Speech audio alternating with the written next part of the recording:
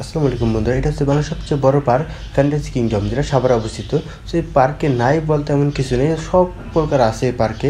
So এখানে এখন যেটা আছে ষাট গম্বুজ মোজ, যেটা বাগেরহাটে অবস্থিত, তার একটা বিশেষ অংশ দেখানো হয়েছে। ভিতরে কিন্তু লাইটিং সিস্টেমও আছে, খুবই সুন্দরভাবে এটা সাজানো হয়েছে। মানে বাংলাদেশের যত প্রাচীনকালের ঐতিহ্যগুলো আছে সেগুলো কিন্তু ফ্যান্টাসি কিংডমে পাওয়া যাচ্ছে বা পাবেন দেখতে। আর ষাট গম্বুজ মোজটা একটু ঘুরে দেখাই, দেখতে পাচ্ছেন এটা কিন্তু একদম বাস্তবের মতোই দেখতে লাগবে। মানে দেখে বলা যাবে না যে এটা অরিজিনাল একটা সিম্পল তৈরি করা হয়েছে, মনে হবে একদম বাস্তব একটাই প্রতীক এখানে রয়েছে।